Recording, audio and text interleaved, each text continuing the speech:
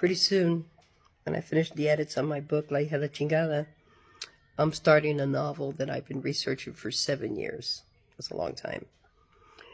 And it's called Las Tres Hermanas, the Sisters' Love Dance. Maybe the Sisters' Corn Dance. We'll see how it develops. But it's about 3 sisters based on true story.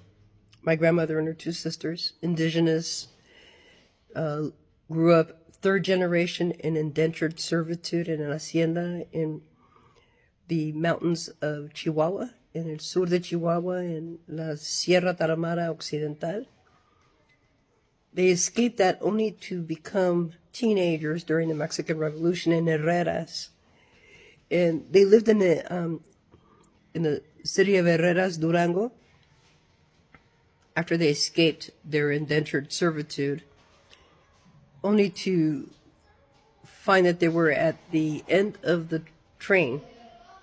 So the track went up to Herreras, and that's where Pancho Villa and his men took over. So they experienced Pancho Villa, los villistas, los federales coming over to the ranch, the house.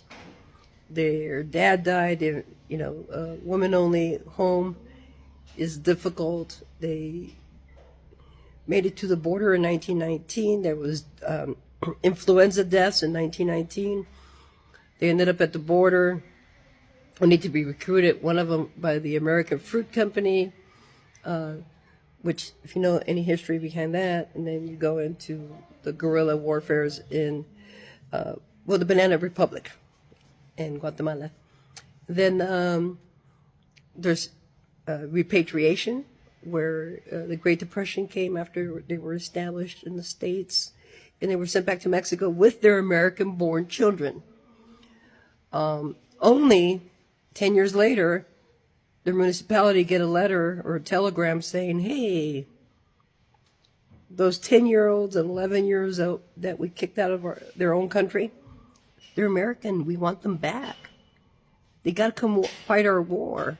And while you're at it, bring your mom and dad. We are allowing women to work in the factories now. Come on.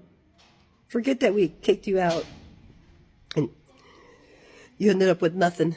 And then there's the wetback roundups. So it's a story about my family, and it takes part during a very formative period in American history, U.S. history. American history is not true.